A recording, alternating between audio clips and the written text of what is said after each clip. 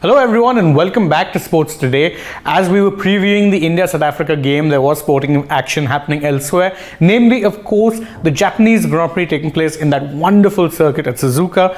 And well, it was a pretty dramatic race because we were worried about rain coming into play, in the second ODI between India and South Africa. But there was a lot of rain in Japan and it was expected, in fact, going into the race, the rain would play a factor in, of course, deciding who wins and who loses. But regardless of rain, hail, snow, whatever it may be, the inevitable happened. Max Verstappen won the race and he's taken 19 points. Why exactly that's the case is something that we'll come to in just a bit. But of course, the fact that he's only taken 19 points means that as things stand, he's still not officially the world champion yet, because Leclerc ended up getting a second place finish. So it really is all to play for still going into, of course, the United States Grand Prix, which is the next race coming up. But the main thing that we have to focus on is the fact that, we're very grateful that we actually got a race to begin with. So a quick update on how the race went. It was just before the start of the race, it had been raining for a while. So every one of the teams pretty much started on the intermediate tires. So then what happened, unfortunately, was that there were a couple of crashes. Carlos Sainz, ended up crashing out. Alex Albon crashed out.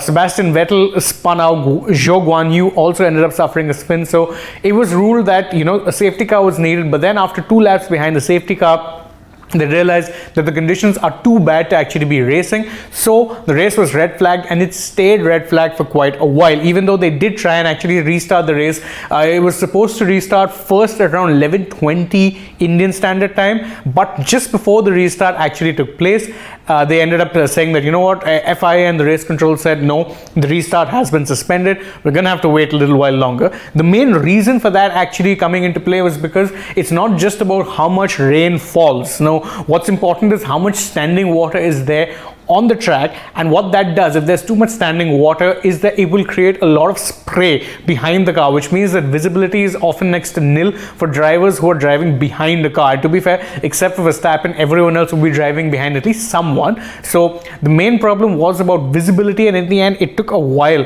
for there to be a restart of the race. In fact, the race restarted just about a couple of minutes before we went live with our India-South Africa preview. So if you'd have noticed, I was sitting in the chair and I was actually constantly checking what was going on in the race, because for me, I was following that as well.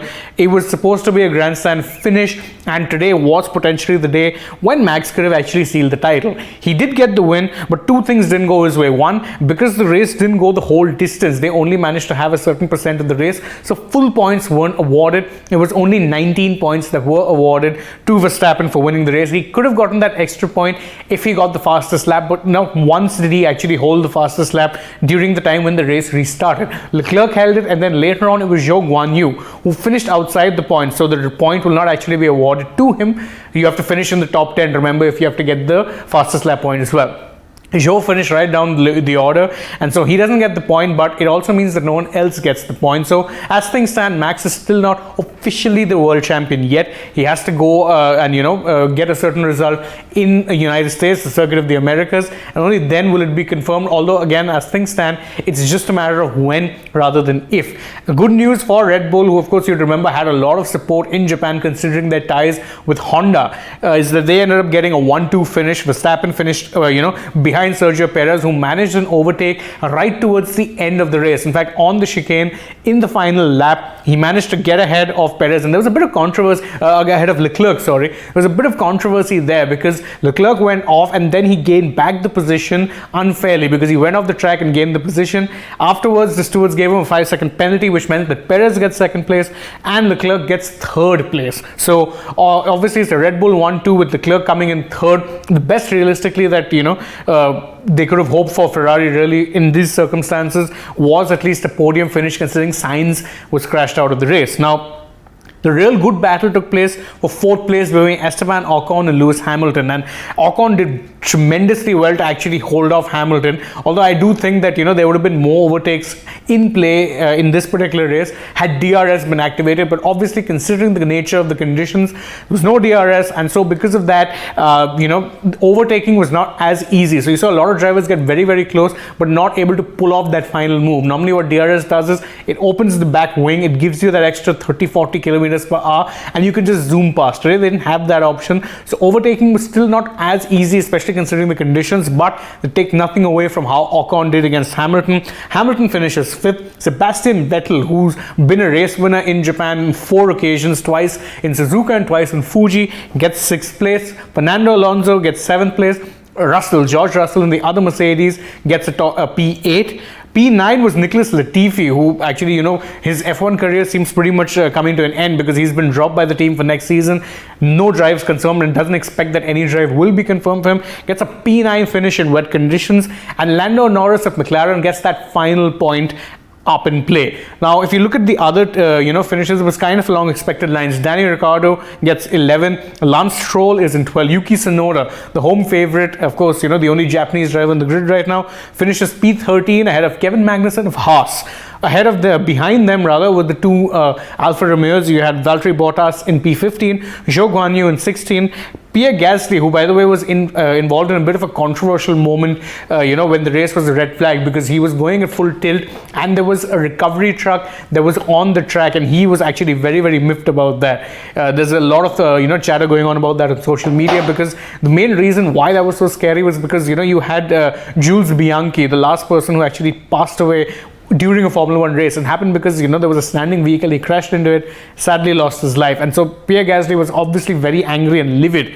So he unfortunately only ended up getting a 17th place finish, and the last classified finish went to Michael Schumacher. So obviously in that sense, Mick Schumacher, I'm sorry, not Michael Schumacher, but MSC just brings back certain memories. Anyway, Mick Schumacher gets the final finish, and Sainz and Albon were the drivers who, of course, unfortunately crashed out, so they didn't really get anything in that regard. No points, no finish, no nothing. So I'll just take a few of Max is the world champion. I'm sorry.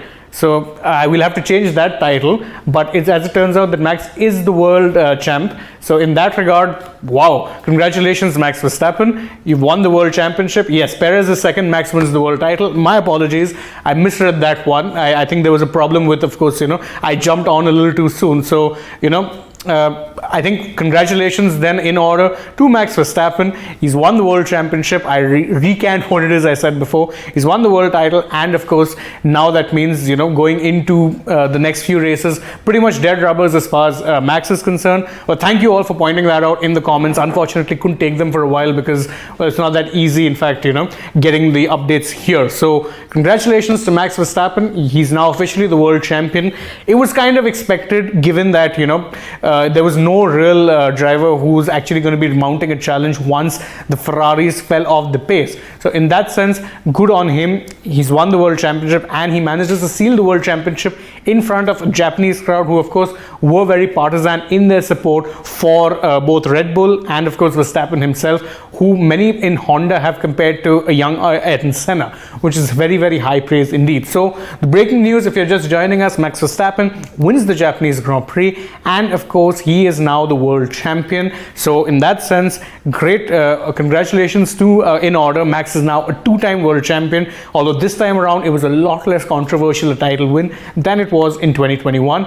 Of course, that doesn't mean it's the end of the Formula 1 season. There's still a few races to go. We have the Americas leg coming up, you have Abu Dhabi coming up, so that'll be the end of the season. There's still a while to go. Do stay tuned to Sports Today. We'll keep bringing you all of the important information that comes, and of course we'll be going live before, during and after races. Thank you all so much for joining us right now. As always, don't forget to like, share, subscribe, tap the bell icon, and of course leave us a comment. Let us know how happy you are or disappointed you are if you support another team. I, as a Mercedes fan, bit on the disappointed side, but what do? They were never in contention through the year. And of course, don't forget to follow us on Twitter, Facebook and Instagram, and last but not least, download the AajTak app. For now, I'm taking your leave, so goodbye. Thank you for joining us, and stay with us through the day as we bring you all of the latest updates from the world of sport.